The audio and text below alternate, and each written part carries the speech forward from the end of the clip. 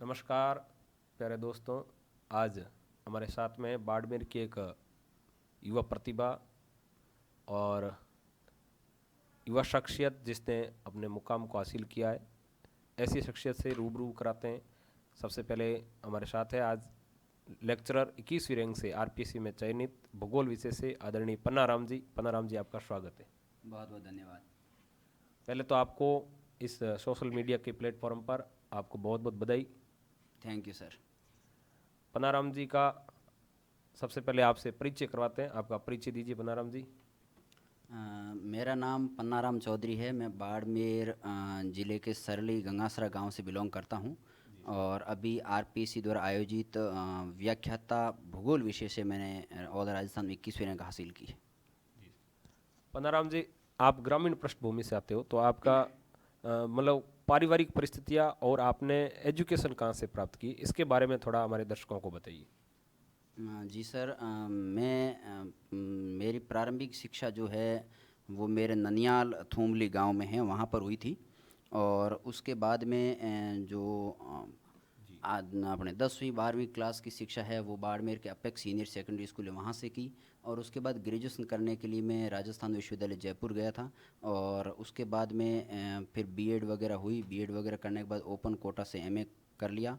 और उसके बाद में जो है तैयारियां निरंतर करता रहा और आज फर्स्ट ग्रेड में चयन हुआ है।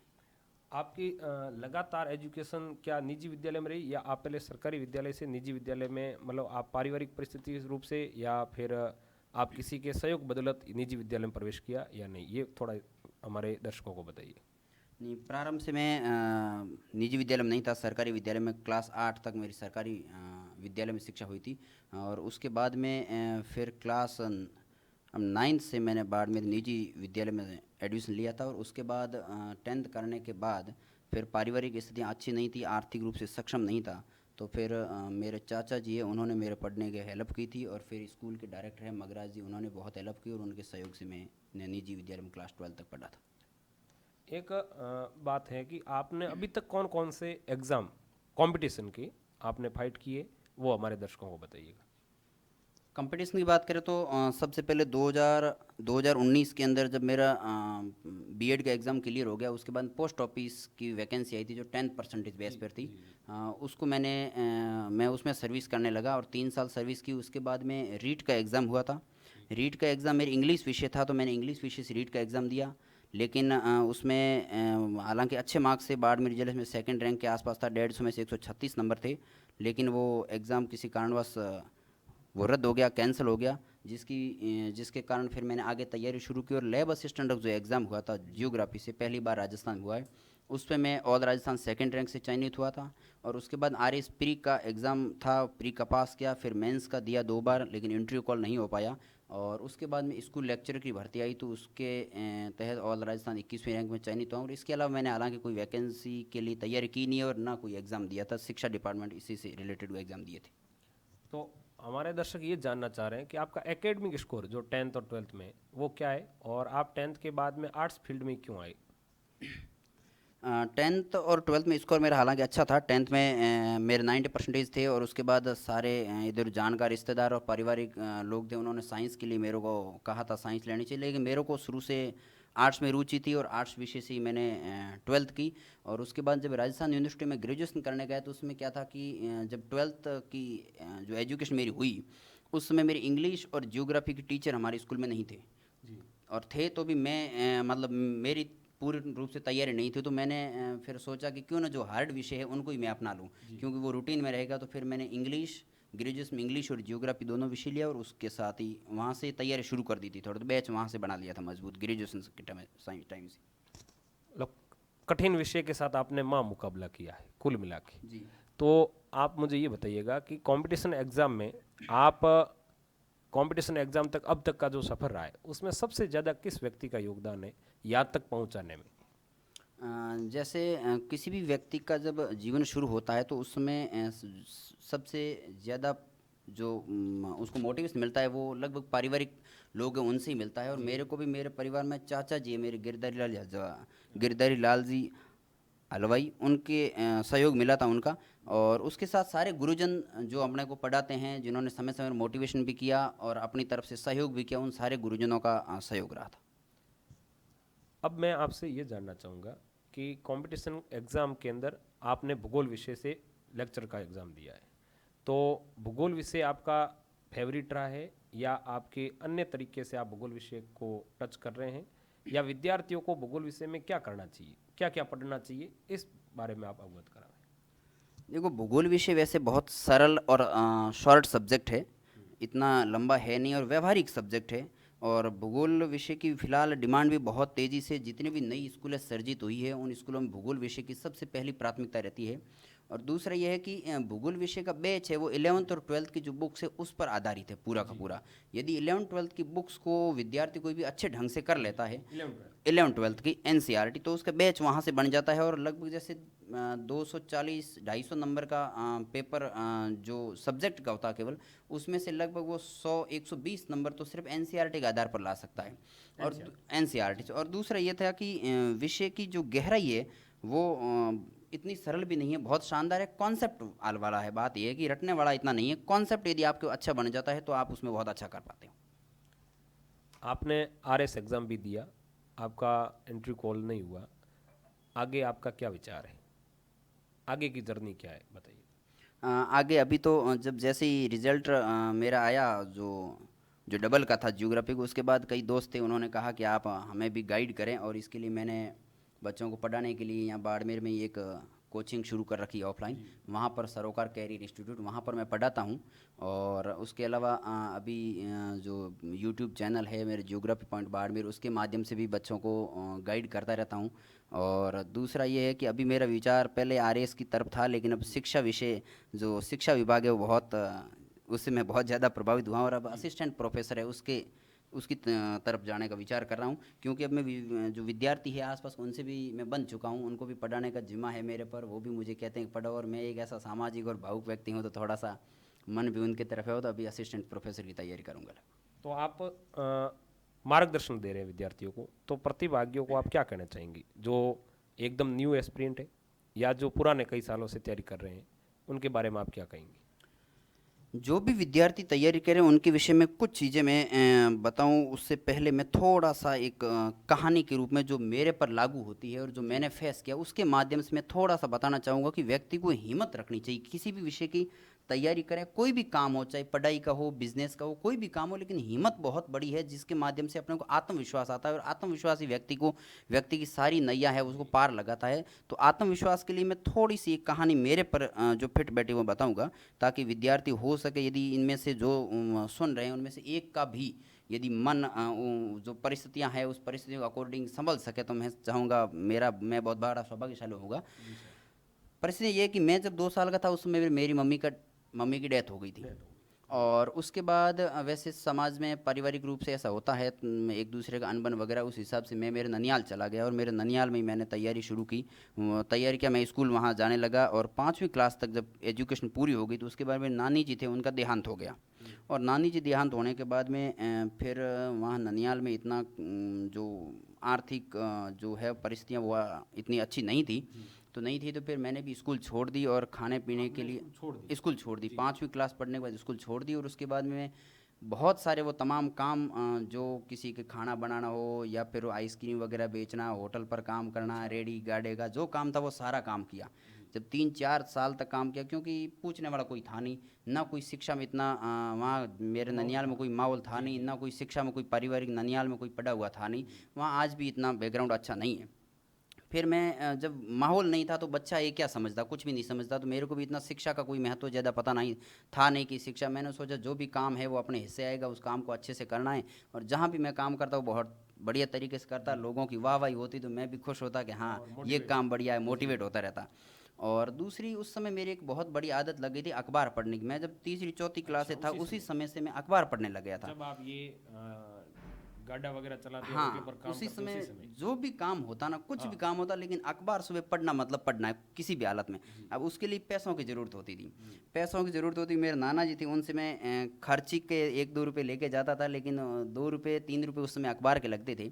तो मैं टॉफियाँ ना खा के अखबार लेके आता और अखबार ला के गाँव के चौपाल में जो बुजुर्ग लोग बैठे थे उनके बीच में जाता और उनको वो खबरें सुनाता था। वो बड़े प्रशंसित होता है कि वाह यार बच्चे ने बहुत अच्छी खबरें सुनाई है। फिर वो मेरे को दो किसी को 5 रुपये दे दे, ये ले जा 5 रुपये और कल अखबार और लेके आना, और उससे फिर मेरा दुगुना काम हो जाता, अखबार भी आ जाता और टॉफियों वाला काम है वो भी पूरा हो जाता। तो इस हिसाब से अखबार को मैं शुरू से टच करता रहा और आज भी अखबार मेरा एक नशा है। जब भी मैं मॉर्निंग उठता हूँ सबसे पहले न्यूज़पेपर ही पढ़ता हूँ। और इस प्रकार से जब 5वीं 6ठी क्लास वहाँ पास की, उसके बाद में ये सारा का सारा जो काम है वो 4 साल तक मैंने किया। और उसके बाद मेरे चाचा जी बाड़मेर के हलवाई है गिरधर जी, उनके पास वो मेरे पास आए वहाँ पर लेने, मेरे को लेने के लिए, और मेरे ननियाल वालों को बताया कि बच्चे को अब पढ़ाना चाहिए और बच्चे को हमारे साथ में भेजो और मैं वहाँ पढ़ाऊँगा। क्योंकि उसमें थोड़ा माहौल ठीक था नहीं, तो मैं भी यहाँ आता नहीं था, क्योंकि मैं वहाँ ननियाल रहता तो मेरा मन भी यहाँ नहीं लगता था।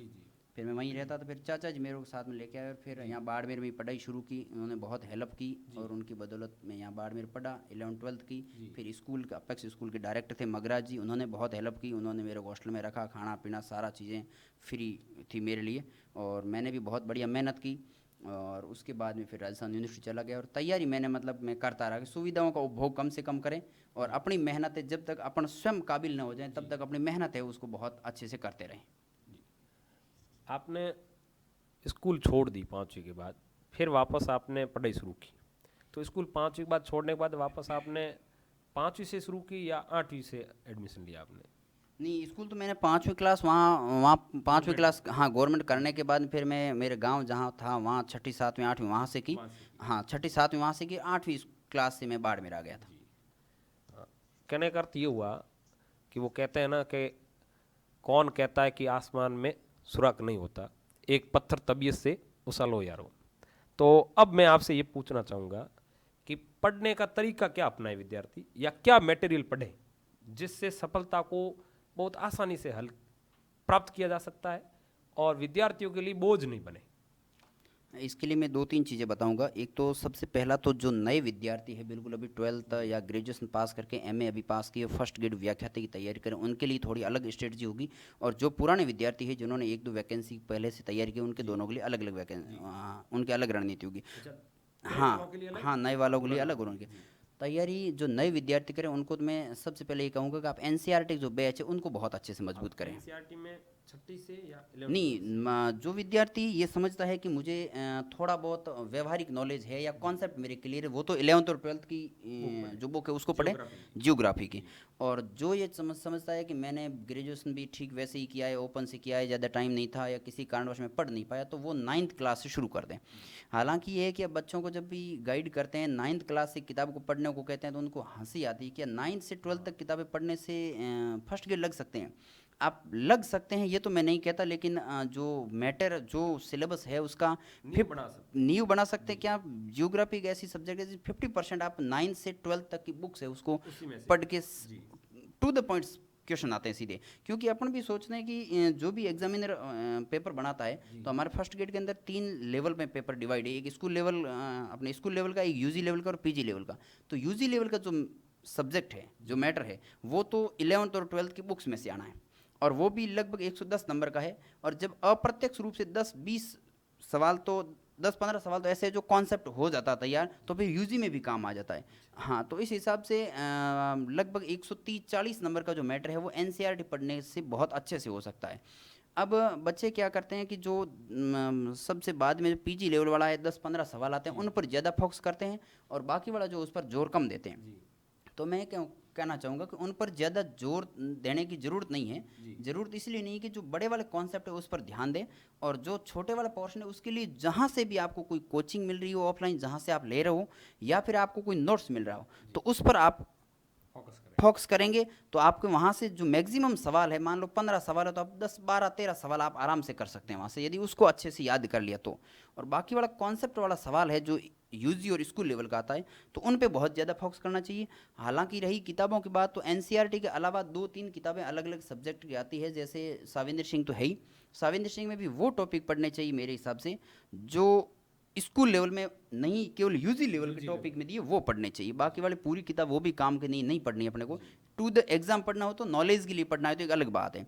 और दूसरी एक थॉट का बड़ा भाग है उसमें। थॉट के लिए माजिद हुसैन की किताब आती है, बहुत अच्छी है। BC जाट की सरल भाषा में थोड़े लेकिन क्वेश्चन कम आउट होते हैं, लेकिन सरल भाषा में है, कोई विद्यार्थी समझना चाहे तो वो। बाकी माजिद हुसैन की बहुत अच्छी किताब है। और इसके अलावा जो NCERT मानव भूगोल वगैरह, इसके लिए तो कोई किताब लाने की ज़रूरत है नहीं, सब उसमें हो जाता है। और बाकी जो PG लेवल वाला है उसके अंदर या तो कोई आपके आसपास कहीं कोचिंग है ऑफलाइन तो कोचिंग करें, या फिर उसके लिए कोई नोट्स मिलते हैं वो नोट्स अवेलेबल है, यदि अवेलेबल होते हैं तो फुल है, उसके अलावा कुछ भी पढ़ने की ज़रूरत नहीं है। ये तो हुई नए वाले विद्यार्थियों के लिए। पुराने वाले विद्यार्थियों के लिए कहूँगा कि यदि उन्होंने NCERT को पहले से पढ़ा है और कारणवश कहीं पीछे रह गए हैं तो आप जो पहले आपको याद है उनको छोड़ें, और जो नए टॉपिक जिसमें आप पीछे रह गए हैं उस टॉपिक को ज़्यादा फोकस करें, और अपने हैंड नोट्स बनाएं शॉर्ट में, स्वयं नोट्स बनाएं। क्या है कि लास्ट जब एग्ज़ाम देने जाते हैं, तो मैं जब एग्ज़ाम देने गया तो मेरे पास 105 पेज के लगभग था पूरा का पूरा जियोग्राफिक मैटर, क्योंकि उसको फिर अपन एक दिन में रिवाइज कर सकते हैं। तो विद्यार्थियों को यही कहूँगा कि आपके पास भी ऐसा मैटर होना चाहिए जिसको आप शॉर्ट नोट्स के माध्यम से इस प्रकार के बताएं। जैसे मैं कोचिंग पढ़ाता हूँ बच्चों को तो बताता हूँ सारा का सारा कि लास्ट में जब आप एग्जाम देने जाए तो अपने पास 100 सवाल 100 पेजों का आसपास एक मैटर होना चाहिए। हाँ, उससे क्या है कि कम समय में बहुत ज़्यादा बार रिवाइज कर सकें, और वो एक कला का विषय है, उसके लिए थोड़ा सा मेहनत करनी पड़ेगी, कला डेवलप करनी पड़ेगी, खूब स्वयं को बनाना है, स्वयं को बनाना पड़ेगा। ये स्वयं को, चाहे टीचर कितना भी पढ़ाए ना, टीचर आपके हिसाब से बहुत अच्छे पढ़े, जैसे मैं अब पढ़ाता हूँ तो बहुत कम लिखवाता हूँ चीज़ें, जो टू द पॉइंट है वही लिखवाने की कोशिश करता हूँ। लेकिन फिर भी विद्यार्थियों को ये कहते हैं कि आप अपने हाथ से स्वयं के नोट्स बनाओ और उसको भी सॉर्ट करने की कोशिश करो। हालांकि मैं पूरा टॉपिक कंप्लीट करने के बाद उसको एक शॉर्ट सारणी के रूप में लिखवाता हूँ कि आपको लास्ट में इतना ही पढ़ना है। और लेकिन कुछ विषय, कुछ ऐसे टॉपिक जिसको अपन शॉर्ट में नहीं कर पाते हैं तो विद्यार्थियों कहते हैं कि भाई मैं भूल जाता हूँ या हमारे पास टाइम की कमी होती है, तो फिर आप उसको शॉर्ट कर लो। तो वो शॉर्ट होने से विद्यार्थी के पास समय की बचत हो जाती है। दूसरा, जो आपको याद है उस चीज़ को बार बार पढ़ने की जरूरत नहीं है। जो याद है उसको फिर आप बार बार, जो कॉमन है जैसे भारत की राजधानी दिल्ली है तो उसको आप आज पढ़ोगे तो भी याद है, और एग्जाम जब है उसी समय तो भी याद है। तो ऐसी सरल चीज़ें उनको तो फिर लिखने की, बार बार लिखने की जरूरत है नहीं। तो इस हिसाब से एक बहुत बढ़िया रणनीतिक हिस्सा है। और एग्जाम फाइट करना मैं समझता हूँ ना केवल एक पढ़ने की कला है, केवल पढ़ने से एग्ज़ाम फाइट नहीं होता। एग्ज़ाम पास करने के लिए पेपर हैंडल करने की कला होनी जरूरी है, उसके अलावा पढ़ने की एक कला होनी बहुत ज़रूरी है।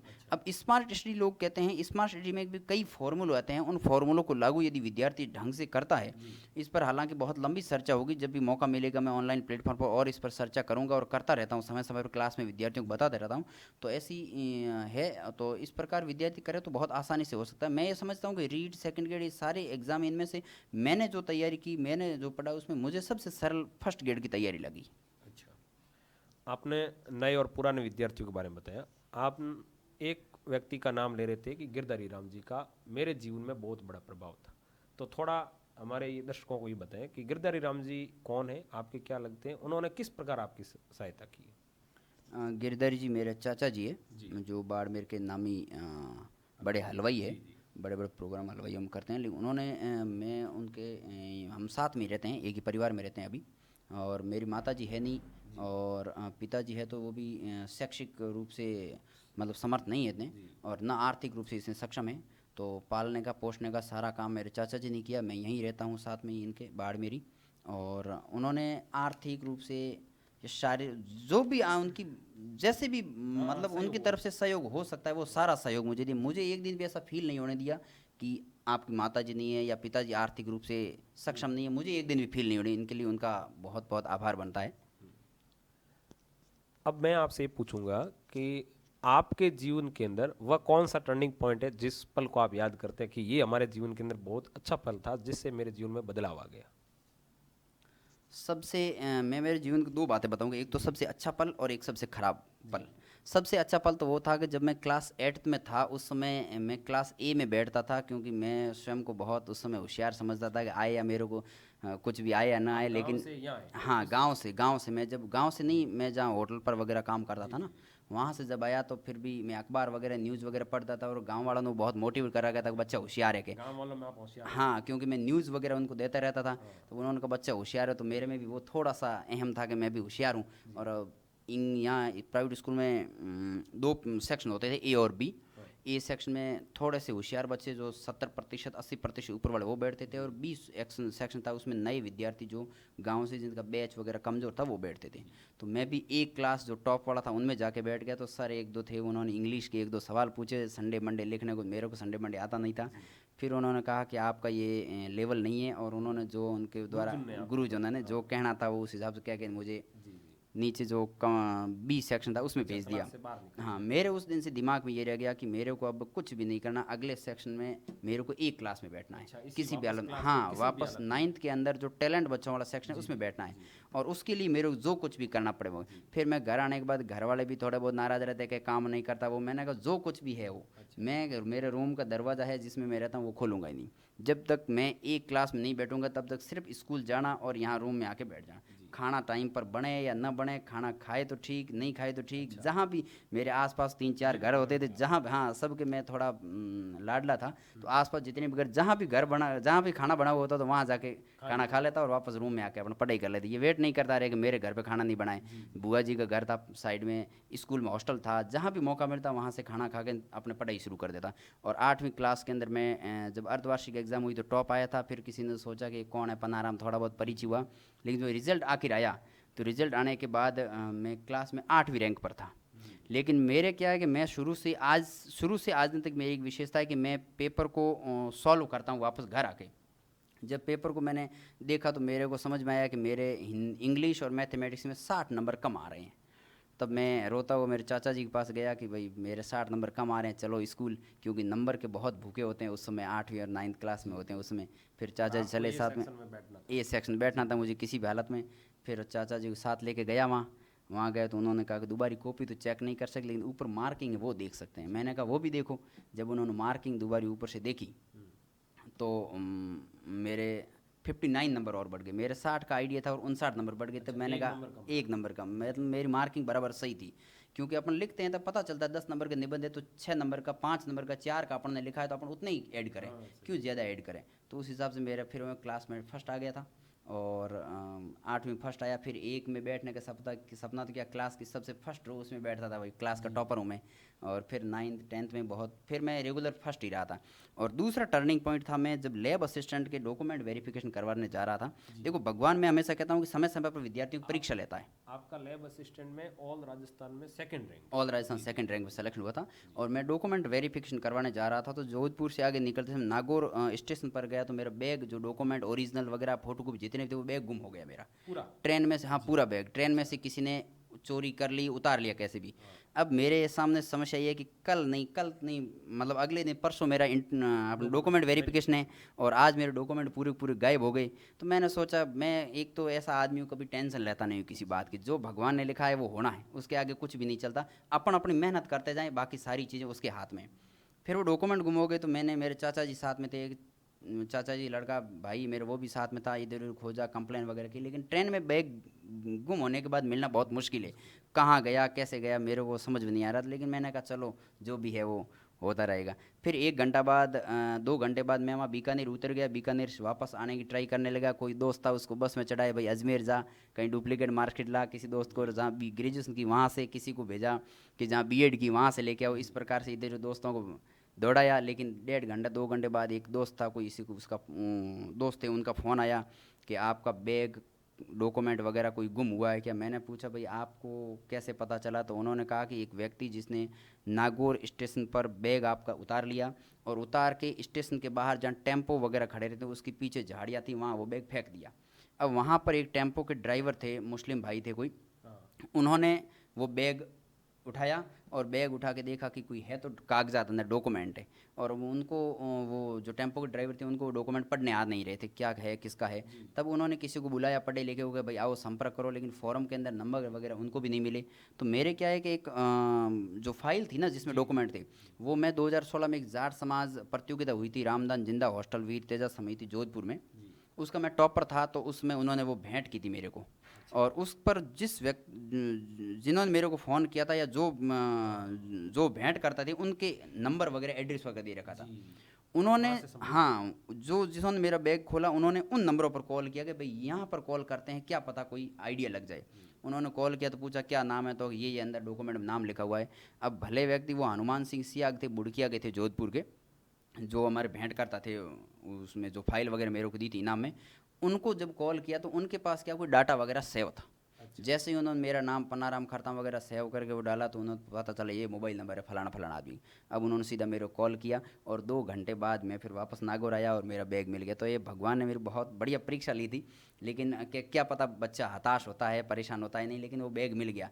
और बाकी परिस्थितियाँ में सामना करना व्यक्ति का व्यवहार होना चाहिए। जितने अपन जुझारू होंगे, परिस्थितियों से अधिक सामना करेंगे, उतने ही अपन मजबूत होंगे और उतना ही सफलता का मज़ा भी उतना ही ज़्यादा आता है। मैं ये समझता हूँ कि जो व्यक्ति असफल नहीं होता या जिनके सामने समस्याएं नहीं आती है, उनको सफलता का उतना मज़ा नहीं आता जितना एक असफल विद्यार्थी वापस सफल होता है या एक संघर्षों से निकलता हुआ व्यक्ति सफल होता है। तो वो एक मज़ा अलग ही था। और गम या दुख, दूसरी सबसे बड़ी बात यह है कि मैंने बचपन में ही माता जी को खो दिया था, और जिसकी वजह से मुझे बहुत भटकाव, इधर उधर स्कूलों वगैरह छोड़ना करना, किसी के घर पे खाना बनाना, बसा वगैरह, टेम्पू, गाड़ी राड़ी, जो भी जितना काम था वो सारा काम मुझे करना पड़ा, जो कि बचपन में एक बच्चे के लिए नहीं होना चाहिए। बचपन एक शिक्षा के लिए, बहुत अच्छे व्यक्तित्व निर्माण के लिए, अपने शारीरिक सर्वांगीण विकास के लिए होता है, और उसका मुझे लाभ शायद उस समय नहीं मिला, और बाद में बहुत अच्छे से चाचा जी सेवा की और बहुत अच्छे से मुझे मौका मिला। जी जी। आपके जीवन में आइडियल आप किसको मानते हो? आइडियल तो हालांकि सभी गुरुजन हैं, लेकिन सबसे ज़्यादा मैं जिनसे प्रभावित हुआ हूँ, चाहे व्यवहारिक रूप से हो या इधर उधर लोगों में आने में जाने में, बोली में, चाली में, सारा व्यवहार, संस्कृति, सभ्यता, इन सब में मैं सबसे ज़्यादा प्रभावित हुआ मेरे चाचा जी से, गिरधारी लाल जी से। हाँ, आपके चाचा जी का मतलब आपके जीवन पर बहुत ज़्यादा प्रभाव बहुत है। ज़्यादा, बहुत ज़्यादा। हाँ, मतलब वो आपके लिए एक रीढ़ की हड्डी है। सब कुछ मैं ये समझता जी हूँ जी। कि यदि धरती पर कोई लोग कहते हैं भगवान है, तो भगवान किसको मानते हैं? भगवान वही जो अपना भला करे, भगवान वही है। और बाकी तो भगवान को अपन पूजते खूब है, लेकिन फिर गाली दें या अपनी मनोकामनाएं पूर्ण नहीं हो तो फिर वो लोगों की आस्था नहीं रहती। मैं तो ये कहता हूँ मेरी हर मनोकामनाएं, जब मैं चाचा जी को याद करता हूँ, मेरी हर मनोकामना पूर्ण होती है, और उन्होंने मेरे को एक बहुत अच्छा इंसान बनाया है। एक वो मैं कल्पना करता हूँ, कभी भी यहाँ बच्चों को पढ़ाने जाता हूँ तो पुराने फोटो दिखाता हूँ उनको, और देखता हूँ कि एक पनाराम वो था जब होटल पर किसी के लिए खाना बना रहा था, बर्तन धोता था, या एक वो था जो साइकिल पर आइसक्रीम बेचता था, और एक आज पनाराम वो है। तो उन्होंने मेरे को एक बहुत अच्छा इंसान बनाया है। तो उनका तो है ही, सब कुछ उनका ही है, बात है। मतलब समय बदल जाता है, कहते हैं ना कि कुछ लोग वक्त के सांसों में ढल जाया करते हैं और कुछ लोग वक्त के साथ बदल जाया करते हैं। क्या कर लोगे उन लोगों का जो वक्त से बहुत आगे निकल जाया करते हैं? जी। तो अब आपसे हम जानना चाहेंगे कि आपने अभी कहा कि मैं ऑफलाइन और ऑनलाइन बच्चों को मार्गदर्शन दे रहा हूँ, तो ऑनलाइन प्लेटफॉर्म और ऑफलाइन प्लेटफॉर्म के बारे में विद्यार्थियों को एक बार वापस बताया। देखो, आजकल कोरोना काल के बाद में ज़्यादातर एक प्रचलन हुआ है ऑनलाइन का। जी। हालांकि ऑनलाइन प्लेटफॉर्म अच्छा है, अच्छा उन लोगों के लिए है ज़्यादातर जो या तो दूरी के कारण कोचिंग ले नहीं पाते हैं, या जिनके पास समय का अभाव है, यानी अलग अलग धंधों में, बिजनेस में लगे रहते हैं, उनके कारण। लेकिन यदि कोई विद्यार्थी ऐसा है जो ये चाहता है कि मैं कोचिंग करना चाहता हूँ और मेरे पास में फ्री टाइम है, मैं फ्री हूँ किसी भी क्षेत्र में, जो उनके आसपास कोचिंग जो भी होती है, तो मैं समझता हूँ कि ऑफलाइन जितनी होड़ तो होती नहीं है। क्योंकि आपका वहाँ पर्सनल कनेक्ट होता है, आपके वहाँ लोग होते हैं, उनके बीच में आपकी प्रतिस्पर्धा होती है, कंपटीशन होता है, उनकी होड़ तो होती नहीं। लेकिन ऑनलाइन भी ऐसा नहीं है कि अच्छा नहीं है, बहुत अच्छा है। क्योंकि जिन लोगों का समय नहीं होता उनका फिर मजबूरी है, मतलब लेना ही पड़ेगा उनको। लेकिन यदि जो आदमी कोई काम वगैरह नहीं है, फ्री है एकदम, तो वो लोग थोड़े से ऑनलाइन से आलसी हो जाते हैं। आलसी इसलिए कि देख लो कि 5 बजे क्लास है तो चलो आज के 5 बजे खेलने के टाइम खेल के आ जाते हैं, फिर 9 बजे क्लास देखेंगे, फिर 9 बजे आते हैं, खाना थोड़ा ज़्यादा हो जाता है या कहीं पार्टी होती है, चलो आज के सो जाते हैं, कल करेंगे। तो इस प्रकार वो क्लास मिस होती जाती है और क्लासें बहुत ज़्यादा हो जाती है, फिर वो प्रॉपर देख नहीं पाते हैं, रेगुलरिटी नहीं रह पाती है। तो ऑफलाइन यदि हो तो वो बहुत अच्छी बात है, ऑफलाइन की होड़ तो होती नहीं है।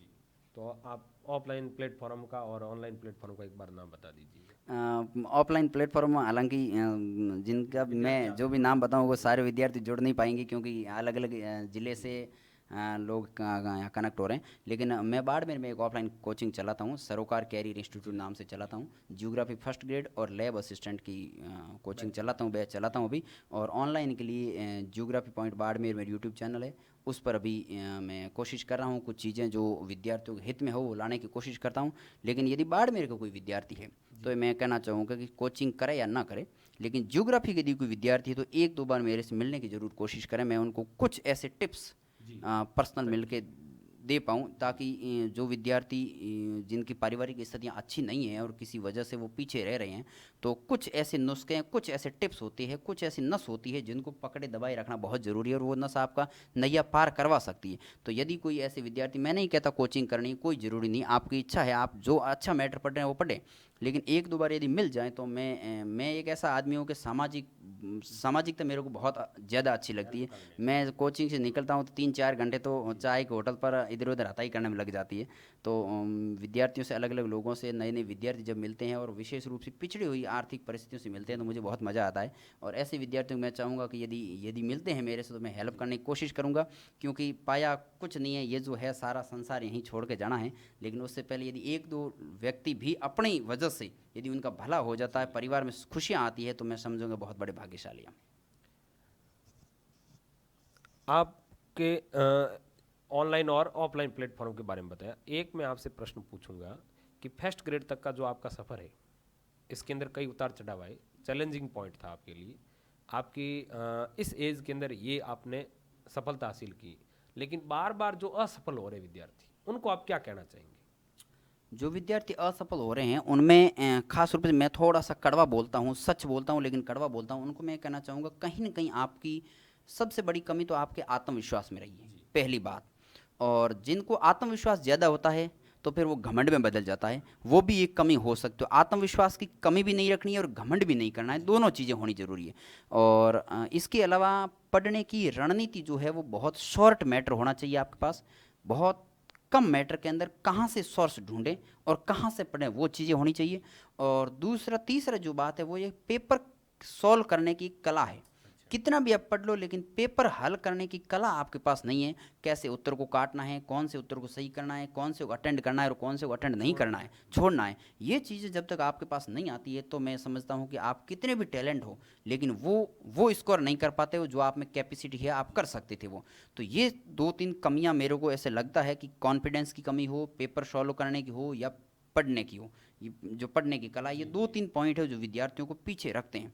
और इसीलिए मैंने कहा कि यहाँ आसपास के जो भी विद्यार्थी हो यदि मेरे से मिलेंगे तो मैं बहुत सारी चीज़ें इनको संपर्क के रूप में बताऊँगा, और कॉन्टैक्ट नंबर भी मेरे आसपास मिल जाएंगे कहीं भी, तो विद्यार्थी कॉन्टैक्ट करेंगे, मैं बहुत अच्छी चीज़ें इनको बताऊँगा उसको। कॉन्टैक्ट नंबर आप एक बार अपने दर्शकों को बताइएगा। कॉन्टैक्ट नंबर तो ऐसा है कि यदि विद्यार्थी, पहले तो ये कहूँगा कि जिनकी ज़रूरत है वही कॉल करें, बिना कहा मैं ऐसे ही, फिर मैं भी थोड़ा बिजी रहता हूँ, कॉल नहीं करें। लेकिन मैं मेरे यूट्यूब चैनल पर जब ये अभी वीडियो अपलोड करूँगा उसके नीचे कमेंट अपने ये मोबाइल नंबर मैं मेरे ऐड कर दूँगा, लिख दूँगा, ताकि विद्यार्थी कॉल कर सकें। ठीक है, बहुत बहुत शुक्रिया पंत जी आपका, आपने विद्यार्थियों का मार्गदर्शन दिया। और अंत में आप विद्यार्थियों को क्या संदेश देना चाहेंगे? विद्यार्थियों का संदेश एक ही है कि कैसी भी परिस्थिति हो आदमी को हिम्मत नहीं हारनी चाहिए, क्योंकि मैंने भी बहुत सारी 2 साल की उम्र से उठकर इतने काम करने के बाद ऐसा सफ़र तय किया, और आगे मैं चाहता हूँ कि मैं बहुत बहुत तीव्र गति, देखो आदमी की आकांक्षा, लालसा होनी बहुत ज़रूरी है। लालसा 2 प्रकार की होती है, एक तो लालसा आदमी को घमंडी बना देती है, वो लालसा नहीं होनी चाहिए, और एक लालसा वो है जो आप दूसरे का कैरियर को बहुत अच्छा बना सकते हैं। तो मैं ये चाहता हूँ कि व्यक्ति की लालसा जो है वो दूसरे की मदद करने में होनी चाहिए। हालांकि भलाई का ज़माना बहुत कम है, आप जिसका ज़्यादा भला करोगे वो आपके सामने ही उल्टा पड़ेगा, लेकिन फिर भी बहुत 100 लोग में से यदि 95 लोग विपरीत आएंगे तो 5 लोगों को भला होता है तो भी वो बहुत अच्छा होगा। तो विद्यार्थियों को एक ही बात है कि हिम्मत रखनी चाहिए, कैसी भी परिस्थितियाँ उस पर डटकर मुकाबला करना है। सक्षम सारे लोग, कुछ वो लोग मुझे मिलते हैं कि हमारी स्थितियाँ अच्छी नहीं, वो नहीं, स्थितियाँ अच्छी, व्यक्ति में यदि दम है तो व्यक्ति बना सकता है, व्यक्ति कैसे भी करे, बना सकता है, क्योंकि यदि बाड़मेर गांव छोड़ के, और दूसरी एक और इम्पोर्टेंट बात यह है कि आदमी जब भी तैयारी करे घर से थोड़ा सा दूर रहे। पारिवारिक माहौल में आदमी थोड़ा सा उतनी तैयारी अच्छी से नहीं कर पाता जितनी करनी चाहिए। और असक्षम मैं नहीं समझता कुछ कोई लोग है, क्योंकि शारीरिक प्रॉब्लम किसी को हो तो अलग बात है, बाकी यदि व्यक्ति में दम है, हिम्मत है, तो व्यक्ति कुछ भी कर सकता है। 4 बच्चों को कोचिंग पढ़ाने के बाद भी अपना काम है वो पूरा कर सकता है। इसके अलावा यदि 1 महीने के अंदर 25 दिन पढ़े और 5 दिन काम पर जाए इधर उधर, तो भी व्यक्ति कितना भी असक्षम है तो भी काम कर सकता है। लेकिन उसके लिए चाहिए जिगरा, हिम्मत चाहिए, व्यक्ति में हिम्मत होनी जरूरी है। तो विद्यार्थियों को यही संदेश है, आत्मविश्वास को खोना नहीं है, हिम्मत को बहुत बहुत अच्छे से मेंटेन रखना है। कैसी भी परिस्थिति है उसमें डरना नहीं है, और इधर उधर अपने रास्ते से भटकना नहीं है। और यदि आप तैयारी स्पष्ट, यदि फर्स्ट ग्रेड की करना चाहते हैं तो आप सिर्फ एक मार्ग को चूज करें। आप अलग अलग, कभी एलडीसी आती है, कभी यूडीसी, कभी लैब असिस्टेंट आ गई, कभी वो आई, उधर उधर भटकना नहीं है। बात यह है कि आपका यदि जो सब्जेक्ट है, जैसे अब ज्योग्राफी लैब असिस्टेंट है और फर्स्ट ग्रेड लगभग एक जैसा ही है, तो आपका जो सब्जेक्ट है उसके अकॉर्डिंग आपको लगे कि ये तैयारी मेरे को करनी चाहिए तो उसमें करें। मैंने रीट के, आरएस का, फर्स्ट ग्रेड का और लैब असिस्टेंट के अलावा कोई एग्ज़ाम नहीं दिया, क्योंकि जब फॉर्म आते थे तो मैं सोचता था मैं इसकी तैयारी कर पाऊँ या नहीं। हालांकि मेरे मैथ इंग्लिश वगैरह बहुत अच्छी है, इंग्लिश में रीट में मैं ऑल बार्डमेर में सेकंड पोजीशन पर था, लेकिन वो कैंसिल हो गई, अलग बात है। तो सब्जेक्ट बहुत अच्छा था, लेकिन मेरा मन था कि मेरे को शिक्षा डिपार्टमेंट जाना, फिर दूसरे में क्यों घुसूँ इस तरीके से। अब लोग क्या चाहते हैं, जैसे जैसे नौकरी लग जाएंगे। अब बीएड एमए करने के बाद भी लोग चाहते हैं कि एलडीसी लग जाए तो ठीक है, फिर वो आदमी क्या थोड़ा सा बिजी हो जाता है, फिर उस योग्यता का मतलब कुछ रहता नहीं है। तो आदमी को जिस योग्यता का उस हिसाब की तैयारी करनी चाहिए और हिम्मत जुटानी चाहिए। थर्ड रीट की तैयारी करता है विद्यार्थी तो चाहता है क्या पता मैं फर्स्ट ग्रेड कर पाऊंगा, नहीं, हिम्मत करोगे तो बहुत ईजी है, आदमी तो कुछ भी कर सकता है, पर्वत को काट पर रास्ता भी बना सकता है। ये तो एक एग्जाम पास करना है, कोई बड़ी बात नहीं है इतनी। बिल्कुल आपने कहा कि एक लक्ष्य रखें, एक साधे सब सदे, सब साधे सब जाए। तो एक लक्ष्य के साथ विद्यार्थी आगे बढ़े। जी जी। अब अंत में आप विद्यार्थियों को और क्या बस आशीर्वाद देना विद्यार्थियों को चाहेंगे? धन्यवाद, आशीर्वाद, बहुत मस्ती से तैयारी करते रहें। और आपका जो भी वैकेंसी आएगी अभी, हाँ फर्स्ट ग्रेड की, उस वैकेंसी में सिलेक्शन होगा, बहुत अच्छी रैंक से होगा। लेकिन जो पर्सनल यहाँ आसपास लोग रहते हैं बाड़मेर डिस्ट्रिक्ट से, वो मेरे से एक बार कांटेक्ट जरूर करें ऑफलाइन। मैं उनसे मिलना चाहता हूँ और उनको कुछ ऐसे टिप्स बताना चाहता हूँ जिससे वो और सफलता को सरलता से हासिल करें। बात ही बहुत बहुत शुक्रिया पंत जी, आपके और आपके परिवार को बहुत बहुत बधाई कि आप स्कूल व्याख्याता के पद पर 21वीं रैंक से आपका चयन हुआ है। पुनः एक बार इस प्लेटफॉर्म की तरफ से बहुत बहुत बधाई, धन्यवाद जी सर। Thank you sir.